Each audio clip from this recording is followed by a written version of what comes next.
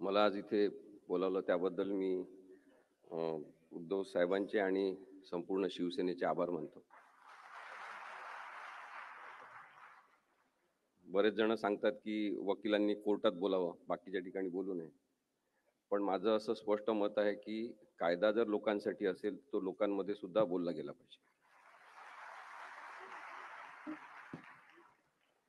आज जनतेचं न्यायालय आयोजित करण्याला आणखी एक वेगळी किनार सुद्धा आहे की आज ज्यांनी न्याय तत्वावर आधारित अनेक निर्णय दिले ते देताना न्यायाधीशांना मार्गदर्शन केलं.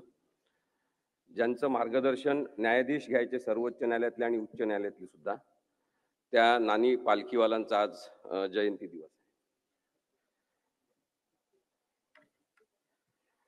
आज या कार्यक्रमामध्ये या जनता न्यायालयात वेगवेगळ्या बाजू नाही आहेत, केवळ सत्याची बाजू आहे.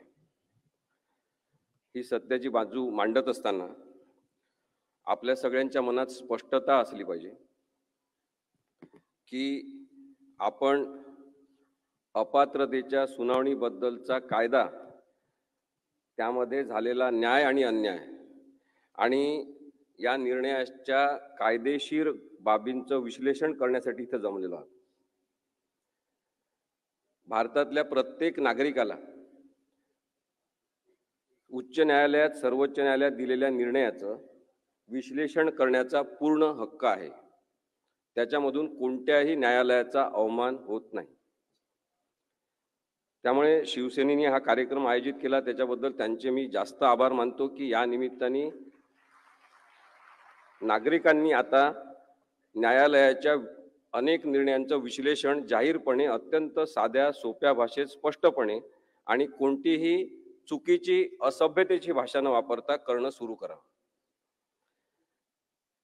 कारण की न्यायालय एक व्यवस्था म्हणून आणि यंत्रणा म्हणून सुद्धा दबावाखाली घेण्यात आलेली आहे, हे वास्तव आपल्याला विसरून चालणार. पक्षांतर कसं करायचं याबद्दलची एक बेकायदेशीर बाराखडी प्रस्थापित करणारा निर्णय म्हणून राहुल नार्वेकर यांनी दिलेल्या निर्णयाकडे आपल्याला बघायला पाहिजे. राहुल नार्वेकर यांच्याबद्दल व्यक्ती म्हणून आपल्याला काही बोलायचं नाही. कोणत्या न्यायालयातले न्यायाधीश असतील त्यांच्याबद्दल आपल्याला व्यक्ती म्हणून बोलायचं नाही. पण ही जी कायदेविरोधी प्रवृत्ती तयार होत आहे त्याच्याबद्दल या जनतेच्या न्यायालयात बोललं गेलं पाहिजे. 10 जानेवारी 2024चा निर्णय हा लक्षात घेणं, याचं विश्लेषण करणं आणि आणखी आपल्याला सायंटिफिक भाषेत बोलायचं असेल तर चिरफाड या निर्णयाची करणं हे खूप जास्त आवश्यक आहे. कारण की याच्यातून आपल्याला लोकशाही कशी मारली जाते हे सुद्धा दिसू शकणार. बरेचदा अशा प्रकरणांमध्ये म्हणजे 10व परिशिष्ट किंवा भारतीय संविधानासंदर्भातले जेव्हा प्रकरण असतात तेव्हा लोक माझ्यासारख्या वकिलांना अनेकदा म्हणतात की तुम्ही वकील आहे, तुम्ही राजकारणाबद्दल बोलू नका, तुम्हाला बोलायचं असेल ते कोर्टात बोला. आणि म्हणून त्याचं उत्तर आधी आपल्या सगळ्यांना दिलं पाहिजे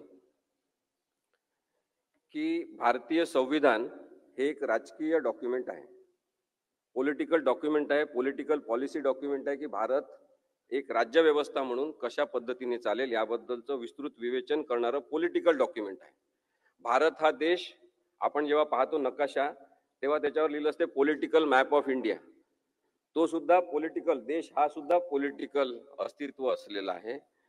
आणि त्यानंतर आपण आहोत सगळेजण नागरिक आणि मतदार, जे आपण नागरिक असल्यामुळे आणि नागरिक असणं सुद्धा एक राजकीय संकल्पना आहे. त्यामुळे माझं असं स्पष्ट मत आहे की प्रत्येकाने, प्रत्येक व्यवसायातल्या प्रत्येक सुशिक्षित व्यक्तीने राजकारणाबद्दल बोललं पाहिजे.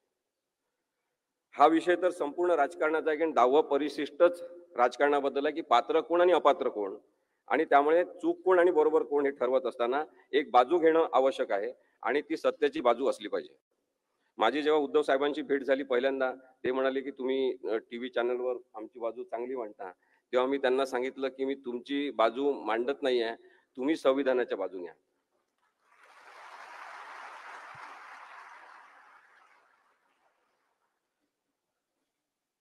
पक्षांतर बंदी कायदा हे नाव आहे 10व्या परिशिष्टाचं. कोणीही सामान्य माणूस आज पक्षांतर बंदी कायद्याबद्दल जाणून आहे, त्याला माहिती झालं की पक्षांतर बंदी कायदा काय आहे, आणि त्यासाठी एकनाथ शिंदे, त्यांना फूस लावणारे देवेंद्र फडणवीस, या सगळ्यांचे आपण आभार मानले पाहिजे की कायदेविषयक प्रबोधन एवढ्या मोठ्या प्रमाणात त्यांनी घडवून आणलं. 10व्या परिशिष्टामध्ये पक्षांतर बंदी कायदा जो आहे त्याचं स्पष्ट नाव आहे पक्षांतर बंदी कायदा. पक्षांतर सोप्या पद्धतीने करण्यासाठीचा कायदा असं काही त्याचं नाव नाही. यामध्ये संविधानिक नैतिकता आणण्याचा जो प्रयत्न राजीव गांधींनी 1985 साली केला की लोक कोणत्याही पक्षातून उठून कधी पण कोणत्या पक्षात जात होते, त्यामुळे अस्थैर्य निर्माण होत होतं आणि राजकीय अस्थैर्य निर्माण होऊ नये आणि राजकीय पक्ष चालवणाऱ्या लोकांना सतत वॉचमनची भूमिका करावी लागू नये, विश्वासार्हता असली पाहिजे, प्रामाणिकता असली पाहिजे, आपल्या पक्षाची एकनिष्ठा असली पाहिजे, ज्याच्यामुळे तो एक कमी महत्वाचा असलेला विषय बाजूला राहील आणि महत्वाचा विषय म्हणजे राज्य प्रशासन ते चांगल्या प्रकारे चालवता येईल. या उद्देशाने पक्षांतर बंदी कायदा 1985 साली अस्तित्वात आला. त्याच्यामधलं परिच्छेद 1B, 1A, 1B हे दोन अत्यंत महत्वाचे आहे. 1B मध्ये सांगितलेलं आहे की लेजिस्लेचर पार्टी म्हणजे काय. लेजिस्लेचर पार्टी म्हणजे विधिमंडळ पक्ष म्हणजे काय. विधिमंडळ पक्ष आणि दुसरी 1C मध्ये व्याख्या केलेली आहे की ओरिजिनल पॉलिटिकल पार्टी म्हणजे मूळ राजकीय पक्ष म्हणजे काय. ओरिजिनल पॉलिटिकल पार्टी जी आहे ती जननी आहे त्या पॉलिटिकल पार्टीची. सगळेजण जे अस्तित्वात असतात ते त्या राजकीय पक्षाचे सदस्य असतात. आणि लेजिस्लेचर पार्टी जे आहे विधिमंडळ पक्ष आमदारांनी निवडून आल्यावर तयार झालेला विधिमंडळ पक्ष असतो. विधिमंडळ पक्षाचं आयुष्य हे 5 वर्षाचं असते, कारण की 5 वर्षानंतर ते लोक बदलतील, काही जण पुन्हा निवडून येतील, पण नवीन विधिमंडळ पक्ष तयार होईल.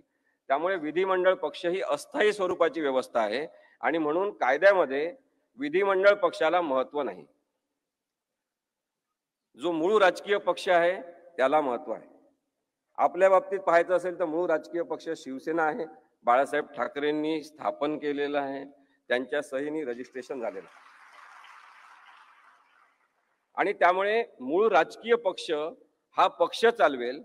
विधिमंडळ पक्ष हे आमदार म्हणून निवडून आलेल्या लोकांचा जो पक्ष आहे त्याच्यावर सुद्धा नियंत्रण ठेवण्याचे सगळं हक्क कायद्यानुसार हे मूळ राजकीय पक्षाला आहे, ओरिजिनल पॉलिटिकल पार्टीला आहे. एवढं ते सोपं आहे. आता या दोन व्याख्या पाहिल्यावर आपल्याला लक्षात आलं असेल की अस्थायी स्वरूपाची जी व्यवस्था आहे ती विधिमंडळ पक्ष आहे. म्हणजे एकनाथ शिंदे आणि त्यांच्यासोबत पळून गेलेले जे लोक आहेत ते या अस्थायी स्वरूपाच्या 5 वर्षाचं आयुष्य असलेल्या विधिमंडळ पक्षाचे सदस्य होते. काही जण अर्थात त्याचे राजकीय पक्षाचे सुद्धा सदस्य असतील, पण ते विधिमंडळ पक्ष म्हणून तेवढंच महत्व आहे जेवढं कायद्यामध्ये सांगितलेलं आहे. याच्यामध्ये आणखी पुढचा भाग आहे तो आहे 21A आणि 21B. मी आपल्याला अत्यंत सोप्या भाषेत कायदा समजून सांगण्याचा प्रयत्न करतोय, कारण की या जनता न्यायालयाचा उद्देश हा सुद्धा आहे असं मला वाटते की आपण सगळ्यांनी, इथं बसलेल्या सगळ्यांनी महाराष्ट्रातल्या प्रत्येक ठिकाणी या केसबद्दल, या निकालाबद्दल आपण विश्लेषण अत्यंत सभ्य भाषेत सगळ्यांना सांगितलं पाहिजे. 21A आहे की स्वतःहून राजकीय पक्ष सोडणे. कोणाला स्वतःहून राजकीय पक्ष सोडायचा असेल तर त्यांना तशी मुभा आहे. म्हणजे कोणाला वाटत असेल की या पक्षामध्ये हुकुमशाही आहे तर ते पक्ष सोडू शकतात. कोणाला वाटत असेल की हिंदुत्व या पक्षाने सोडून दिलेलं आहे तर ते पक्ष सोडू शकतात. त्या आधारे मात्र ते पक्ष सोडल्यावर डिस्क्वालिफाय होतात, म्हणजे अपात्र होतात. ते आमदार म्हणून राहण्यासाठी पात्र ठरत नाही. 21B आहे त्याच्यामध्ये सांगितलेलं आहे की जर पक्षाचा आदेश ज्यांनी दिला पाहिजे अशा व्हीपची नेमणूक मूळ राजकीय पक्षाच्या नेत्यांनी केली असेल आणि त्यांनी एखाद्या मीटिंगसाठी बोलावलं असेल किंवा विधिमंडळाच्या कामकाजामध्ये मतदानाच्या संदर्भातला व्हीप काढला असेल तर त्याचं पालन केलं पाहिजे. विधिमंडळ पक्षाच्या आमदारांवर ही जबाबदारी आहे की त्यांनी त्या पक्षाच्या आदेशाचं पालन केलं पाहिजे, कारण पक्षाची शिस्त असली पाहिजे आणि त्या शिस्तीचा संदर्भ हा आपल्या राजकीय स्थैर्याशी असल्यामुळे तशा पद्धतीने रचना करण्यात आलेली आहे. मग कोणी जर व्हीपचं पालन केलं नाही किंवा एखाद्या पक्षाच्या महत्वाच्या मीटिंगला बोलवलेलं असतानाही गेलं नाही तर तशा आधारे अपात्रता त्यांच्यावर येऊ शकते. परिच्छेद 3 जो आहे या 10व्या शेड्यूल मधला, त्याच्यामध्ये असं होतं की स्प्लिट म्हणजे उभी फूट झाली असेल, की अर्धे लोक तिकडे अर्धे लोक इकडे असं गेलं असेल, तर आधी त्या संदर्भात त्यांना संरक्षण असायचं की तुम्ही अर्धे लोक फुटून गेलेले, त्याच्यामुळे तुम्हाला कोणाला अपात्र करता येणार नाही. परंतु नंतर कायदेशीर सुधारणा जेव्हा झाली तेव्हा परिच्छेद 3 हे डिलीट करण्यात आलं. त्यामुळे आता कोणालाही स्प्लिट आम्ही केलेला आहे, आम्ही पक्ष सोडून सगळेजण गेलेलो आहे, आम्ही जास्त संख्येने गेलेलो आहे, त्याच्यामुळे आम्हाला संरक्षण आहे, आम्हाला अपात्र ठरू नका असं म्हणण्याचा कोणताही अधिकार कोणाला राहिलेला नाही.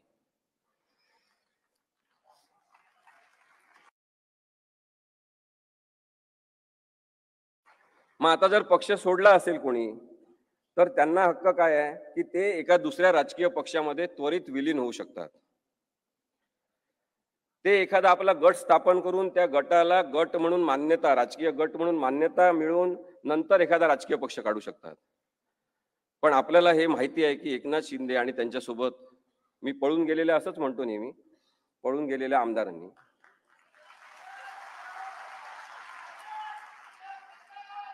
कधीही पक्षामध्ये कोणत्या ते विलीन झालेले नाही आणि नाही त्यांनी कोणता गट स्थापन केला. ते सतत हेच सांगत राहिले. आता पण हेच सांगतात की आम्ही शिवसेनेतच आहोत, आमची शिवसेना आहे, आणि त्यामुळे ते अपात्र ठरतात. ही राहुल नार्वेकर यांनी निर्णय देण्याच्या पूर्वीची सगळी परिस्थिती. त्यांनी मर्जर केलं नाही, आपल्याला माहिती आहे. दुसरी गोष्ट, 2/3 लोक जर बाहेर गेले तर त्यांना संरक्षण मिळू शकते, त्यांनी गट स्थापन केला तर किंवा विलिनीकरण केलं तर. परंतु एकनाथ शिंदेसह गेलेले सगळेजण हे 2/3 संख्येने गेले का, हा प्रश्न महत्वाचा आपण विचारला पाहिजे. आणि त्या प्रश्नाचं उत्तर असं आहे की 2/3 संख्येने ते गेले नाही. ते पहिले 16 जण गेले. त्यांनी तिथे अनेकांना आमंत्रित केलं, आमिष दाखवले, दबाव टाकला, त्यांचे फाईल तयार होते, त्यांना भीती दाखवली. आणि काही जण सुरतला जाऊन त्यांना मिळाले, काही जण गुवाहाटीला जाऊन मिळाले, आणि तसं करून ते मुंबईला आले. आणि मुंबईमध्ये पण काही जण खूप जास्त वल्गना करणारे जे शिवसेनेसोबत होते ते सुद्धा जाऊन त्यांना मिळाले.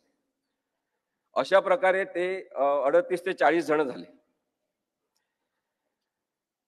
हे सगळे जण 2/3 मेजॉरिटीनी बाहेर पडले नाही, त्यामुळे त्यांना कोणतंही कायद्याचं संरक्षण नाही, ते अपात्र आहेत.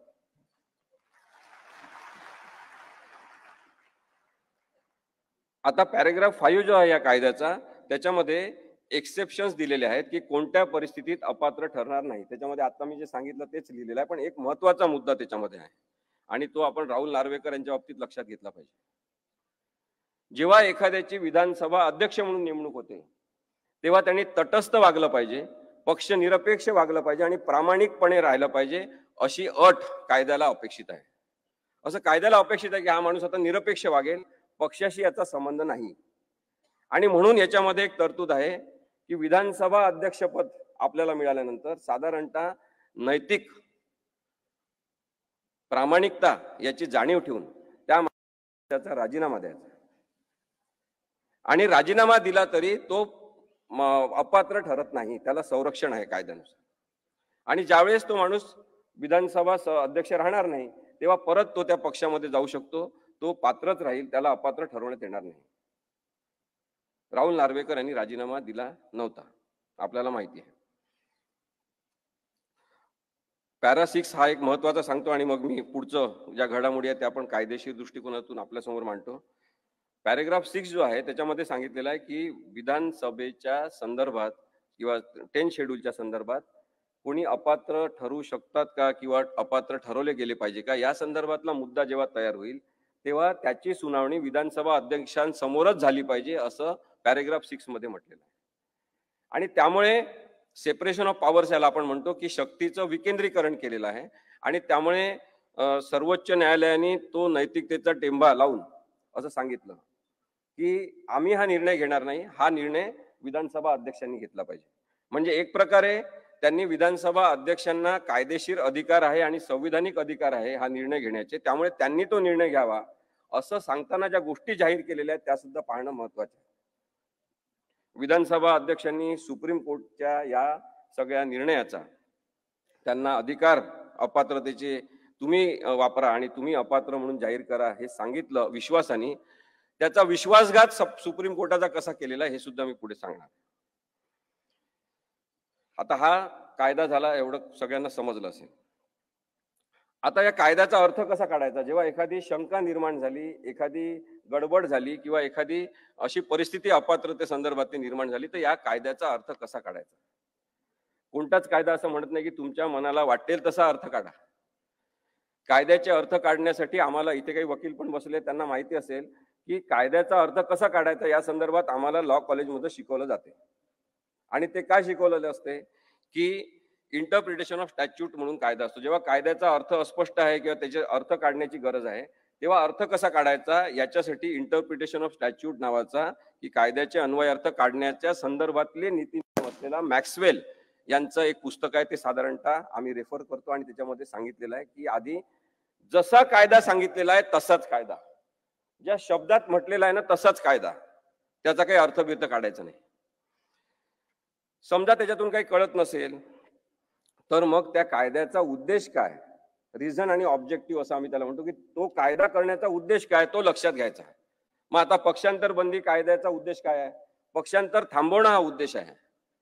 पक्षांतर कोणी करू नये हा उद्देश आहे. त्याच अर्थाने त्याचे अर्थ काढले गेले पाहिजे कायद्याचे. चौथा आहे की डायरेक्टिव्ह प्रिन्सिपल्सच्या आधारे आपण त्याचे अर्थ काढले पाहिजे. पाचवा आहे की बेसिक स्ट्रक्चर जे कॉन्स्टिट्यूशनचं आहे त्याच्यामध्ये मूलभूत ढाच्यामध्ये काय अपेक्षित आहे तो संविधानाचा उद्देश लक्षात घेऊन अर्थ काढला पाहिजे. आणि पाचवा आहे की एक सर्व समावेशक व्यापक असा अन्वयार्थ काढला पाहिजे, त्याला होलिस्टिक अप्रोच असं कायद्यात म्हणतात, तो घेतला पाहिजे आणि त्याच्यानुसार कायद्याचे अर्थ काढले पाहिजे. आता या सगळ्या 4-5 तत्वांवर राहुल नार्वेकर यांनी आपली बुद्धिमत्ता लावली आहे का हे बघा. ते पण लॉ ग्रॅज्युएट आहेत, कोणत्या कॉलेजमध्ये शिकले, कशा प्रकारे अर्थ काढले. सगळेच जे अशा प्रकारच्या ट्रिब्युनलवर बसणार आहेत, अनेक जण जे न्यायाधीश होणार आहेत, ते असे वागणार असतील तर मग कायद्यावर विश्वास राहील का, हा सुद्धा विचार आपल्याला करण्याची गरज आहे. अपात्रतेचे हे प्रकरण थेट अध्यक्षांकडे गेलेलं नव्हतं, हे आपण समजून घ्या. अपात्रतेचं हे प्रकरण थेट अध्यक्षांकडे गेलं असतं तर कदाचित त्याचा अर्थ आपल्या मनाने त्यांनी जसा काढलाय तसं काढणं आणखी जास्त सोपं झालं असतं. पण हे प्रकरण थेट त्यांच्याकडे गेलेलं नाही, तर हे आधी सर्वोच्च न्यायालयात प्रकरण गेलं. मग सर्वोच्च न्यायालयाने जे निरीक्षण नोंदवलेले आहेत ते बघितले पाहिजे आपण आणि त्याच्यानुसार आपल्याला विचार करता आला पाहिजे. आणि तो राहुल नार्वेकर यांनी करण्याची जबाबदारी त्यांच्यावर होती.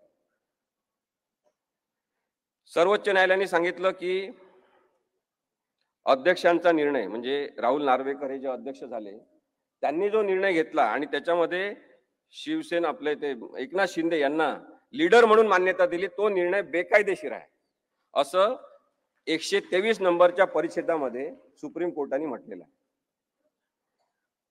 156 नंबरच्या परिच्छेदामध्ये म्हटलेलं आहे सुप्रीम कोर्टाने की इलेक्शन कमिशन ऑफ इंडियाने काही निर्णय दिला ही केस सुरू असताना आणि त्याच्यानंतर हे अध्यक्षांकडे प्रकरण गेलं असेल तरी इलेक्शन कमिशन ऑफ इंडियाने जो काही निर्णय दिला असेल, शिवसेना कोणाची धनुष्यबाण कोणाचं, याचा कोणताही प्रभाव स्वतःवर न ठेवता अध्यक्षांनी निर्णय घ्यायचा.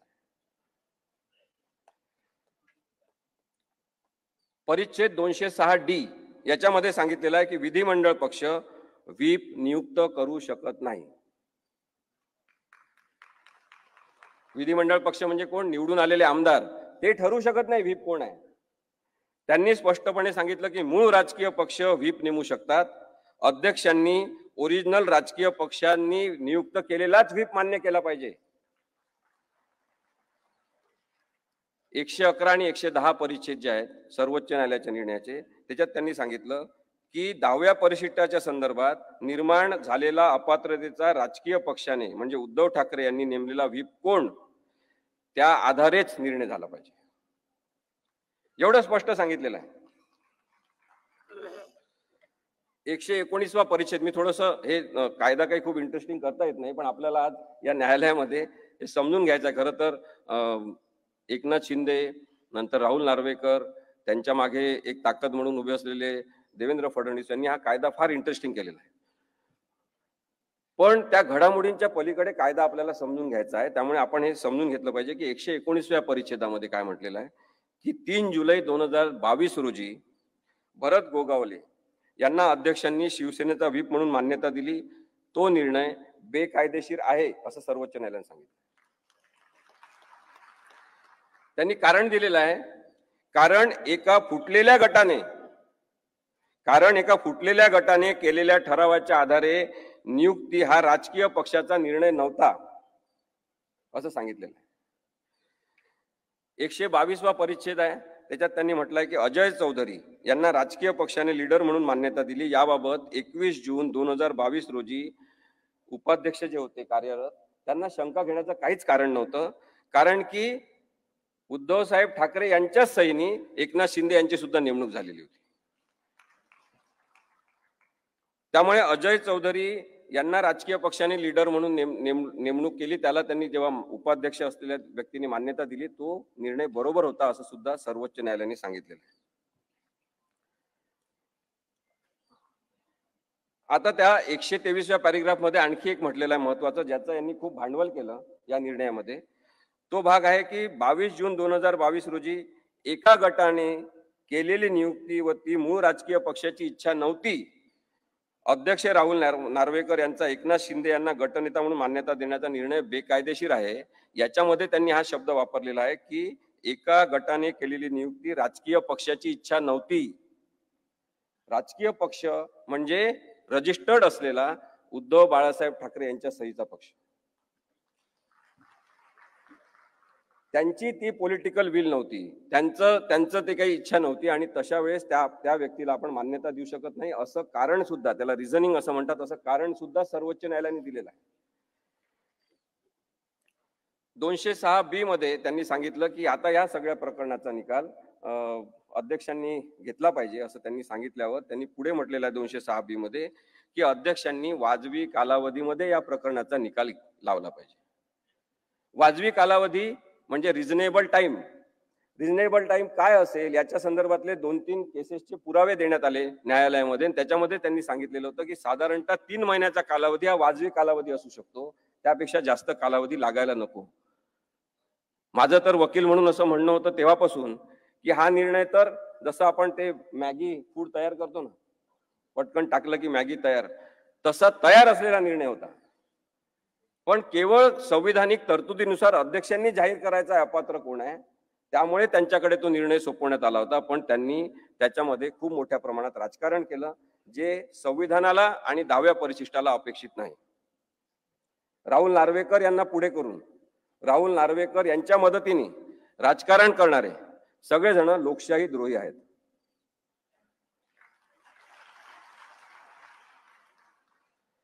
अध्यक्षांनी मूळ राजकीय पक्षाने नियुक्त केलेला व्हीप मान्य करावा व पार्टीची घटना काय या संदर्भात निर्णय घ्यावा असं त्यांना सूचित करण्यात आलं होतं. चौकशी करावी असं म्हटलं तर इन्क्वायरी करावी, आणि त्या इन्क्वायरीचा अर्थ त्यांनी असा घेतला की साक्षी पुरावे घेतले पाहिजे. आणि मग त्यांनी एका जनरल मॅजिस्ट्रेट कोर्टात चालतात तसे पुरावे, साक्षीदार बोलवले, पुरावे घेतले, जेव्हा की या कायद्याची समरी प्रोसिडिंग चालली पाहिजे अशीच कायद्याची अपेक्षा आहे. कोर्टाने म्हटलेलं आहे की आम्ही हे सगळे निर्णय दिले, मी तुम्हाला जे आता वाचून दाखवले, त्या निर्णयांच्या प्रिन्सिपल्सवर अध्यक्षांनी निर्णय घ्यायचा. हे जे ज्युडिशियल प्रिन्सिपल्स आम्ही सेट केलेले आहे याच्या आधारे तुम्हाला निर्णय द्यायचा आहे असं सुद्धा या निर्णयामध्ये नमूद करण्यात आलेलं आहे. या निर्णयामध्ये एक आणखी घटक आहे जो अत्यंत महत्वाचा, किंवा तसं पाहिलं तर फालतू माणूस पण महत्वाचा, म्हणजे महत्वाच्या पदावर बसलेला, ते म्हणजे आपले राज्यपाल.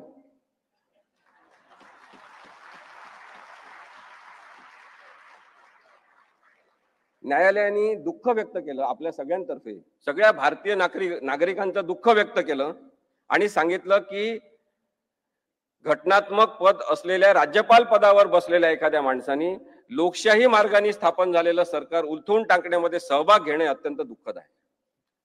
अशा प्रकारची तारीफ या राज्यपालांची केलेली. राज्यपालांची भूमिका या संदर्भात पूर्ण संशयास्पद राहिलेली आहे. त्याबद्दल आपण आता जास्त न बोलता पुढची जी टेस्ट त्यांनी सांगितली होती ती मी आपल्याला सांगतो. त्यांनी सांगितलं की आमच्या नोट्स रेफर करून निर्णय दिला पाहिजे, ते प्रिन्सिपल पाळलं पाहिजे, आणि म्हणून ट्रिपल टेस्ट म्हणजे त्रिसूत्री एक निकषांची ती पुढे आली. त्याच्यामध्ये असं आहे की पार्टीची घटना काय, नेतृत्व रचना काय म्हणजे लिडरशिप स्ट्रक्चर काय आहे, आणि विधिमंडळातील बहुमत काय आहे.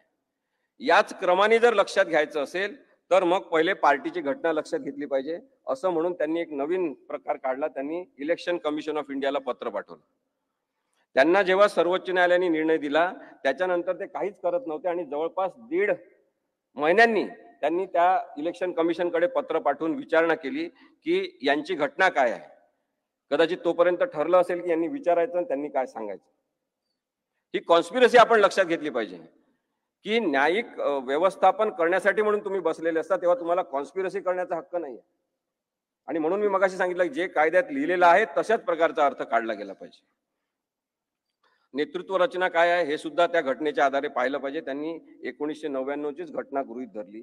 त्याच्याबद्दल ॲडव्होकेट अनिल परब साहेब बोलतील आपल्याशी. ते सगळे पुरावे दाखवतील आपल्याला की कशा पद्धतीने हा खोटेपणा शिजलेला आहे. आता याच्यामध्ये तिसरा मुद्दा जो आहे विधिमंडळ पक्षातील बहुमत. राहुल नार्वेकर यांनी विधिमंडळ पक्षातील बहुमत महत्वाचं आहे हेच मानून निर्णय दिला. जेव्हा की विधिमंडळ पक्ष म्हणजे सर्व काही नाही, 5 वर्षाचा अल्प आयुष्य असलेली ती एक अस्थायी स्वरूपाची मंडळाची बॉडी आहे. सुप्रीम कोर्टाने त्यांच्या निर्णयात हे सांगितलं होतं. माझे मित्र ॲडव्होकेट रोहित शर्मा इथे आहेत, त्यांना पण माहिती आहे की बहुमत म्हणजे काय हे सांगत असताना जेव्हा बहुमताचाच एक डिफेन्स करण्यात आला तयार, तेव्हा सर्वोच्च न्यायालयाने सांगितलं की केवळ बहुमत महत्वाचं नाही, ते जे बहुमत आहे त्याला लीगल आयडेंटिटी काय आहे, कायदेशीर नाव काय आहे त्या बहुमताचं.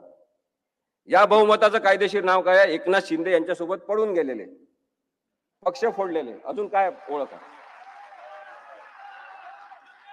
आणि त्यालाच बहुमत मानून यांनी निर्णय दिलेला आहे. राहुल नार्वेकर म्हणतात एकीकडे मग नंतर की इंटर पार्टी डिस्प्यूट आहे, हे पक्षांतर्गत आहे. आपण हे समजून घेतलं पाहिजे की राहुल नार्वेकर यांनी असं निरीक्षण नोंदवणं आणि तुम्ही सुद्धा अपात्र नाही, तुम्ही सुद्धा अपात्र नाही, सगळेजण आपल्या घरी जा, अशा पद्धतीचा निर्णय देणं हा सर्वोच्च न्यायालयाचा घोर अपमान आहे. कारण की सर्वोच्च न्यायालयाने 10व्या परिशिष्टाची केस म्हणून ही चालवलेली आहे. वयाने अत्यंत ज्येष्ठ आणि सिनियर असलेले 5 न्यायाधीश एकत्र बसतात, 5.5 महिने हिअरिंग घेतात, 10व्या परिशिष्टाची केस म्हणून चालवतात. तुम्ही इथे म्हणता की 10व्या परिशिष्टाची केस नाही, इंटर पार्टी डिस्प्यूट आहे आणि इंटर पार्टी डिस्प्यूट असल्यामुळे 10वा परिशिष्ट लागूच होत नाही. याच्याबद्दल महाराष्ट्रातल्या सगळ्या लोकांनी प्रश्न विचारला पाहिजे. हा इंटर पार्टी डिस्प्यूट नाही आणि तरी सुद्धा अशा प्रकारचा निर्णय दिलेला आहे. आता असाच निर्णय होणार आहे असं महाराष्ट्रातल्या सगळ्या लोकांना माहित होतं. हे या न्यायालयाचं परत एक वैशिष्ट्य. एकूण एक लहानात लहान गावातल्या माणसाला माहित होतं की असाच निर्णय होणार. मी जिथे जिथे जायचो, आमची निर्भय बनवची सभा असायची, तेव्हा तुम्ही काही सांगावं ते उद्धव साहेबांच्या विरुद्धच निकाल लागणार. एवढी गॅरंटी लोकांमध्ये बेकायदेशीरते निर्माण झालेली आहे की अन्यायच होणार असं निर्माण झालेलं आहे. हे चित्र काही लोकशाहीसाठी चांगलं आहे का? हा प्रश्न महाराष्ट्रातल्या संपूर्ण जनतेने विचारला पाहिजे असं माझं मत आहे.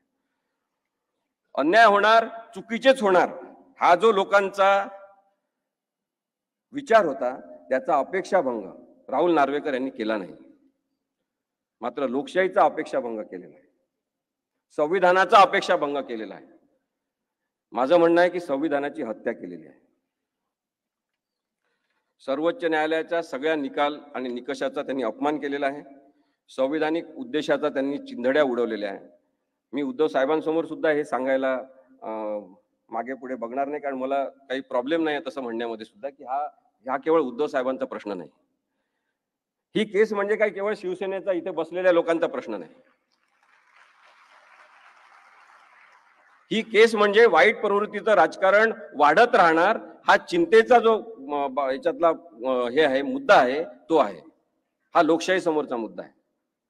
आणि म्हणून भीती वाटते आपल्याला, मला भीती वाटते की अशा पद्धतीने जर न्याय होणार असेल, जसं मगाशी संजय राऊत साहेब म्हणाले की सगळ्या वकिलांनी खूप चांगली बाजू मांडली, आमच्यातर्फे सगळे साक्षी पुरावे चांगले देण्यात आले. आता हा काळच राहणार नाही की काय की कोणीतरी खूप हुशार असेल पण तरी त्याच्या बाजूने विरुद्ध निकाल लागेल आणि बाकी लोक त्याला म्हणतील माहित आहे किती हुशार आहे, तुमचा तो विरुद्ध निकाल लागेल. ही परिस्थिती चांगली नाही आहे. आणि म्हणून मला असं वाटतं की म्हणजे मला खूप त्रास व्हायला लागलेला आहे. जेव्हापासून संविधान कळायला लागलेलं आहे. मानसिक त्रासाचा हा मुद्दा होऊ शकतो काही लोकांसाठी ज्यांचं डोकं ठिकाणावर आहे, ज्यांना हे कळतं की हा कसा काय निर्णय दिलेला आहे. आणि आता यांच्यापैकीच काही जण 14 केसेस यांच्या विरुद्ध दाखल केले. इथे बसलेले काही लोक खाली बसलेले, भरत गोगावले यांनी दाखल केले हायकोर्टामध्ये केसेस, की या सगळ्या लोकांना अपात्र का केलं नाही. न्यायालयाने अशा प्रकारची केस दाखल करून घेऊ सुद्धा नाही असं माझं म्हणणं आहे. तुम्ही संपूर्ण न्यायव्यवस्थेची कायद्याची थट्टा उडवता का? यांच्यावर खूप मोठा फाईन मारला पाहिजे उच्च न्यायालयाने, असं माझं मत आहे.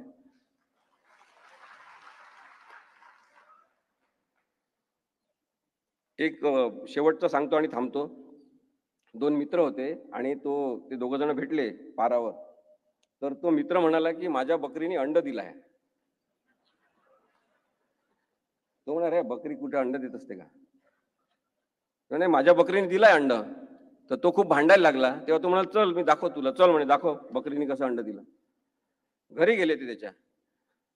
तर त्यांनी त्याच्या कोंबडीचंच नाव बकरी ठेवलं.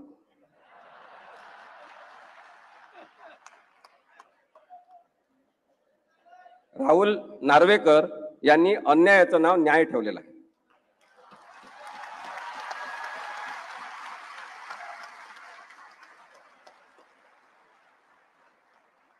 दुसरीकडे खूप मोठा भ्रष्टाचार न्यायव्यवस्थेत वाढत आहे, याच्याबद्दलची चिंता मी नक्की व्यक्त करीन. मी जस्टिस चंद्रशेखर धर्माधिकारी जिवंत असताना त्यांच्यासोबत काम करत होतो. ते नेहमी सांगायचे की आता कायद्याचं राज्य काही राहिलं नाही, काय द्यायचं राज्य राहिलं. आणि असं जर चित्र असेल तर हे लोकशाहीसाठी काही चांगलं नाही. त्यामुळे आपण शिवसेनेच्या सगळ्या इथे जमलेल्या पदाधिकाऱ्यांना आणि हे ऐकत असलेल्या सगळ्या महाराष्ट्रातल्या लोकांना मला सांगायचं आहे की लोकशाहीवर प्रेम करणं आपण या केसच्या निमित्ताने शिकलं पाहिजे. धन्यवाद.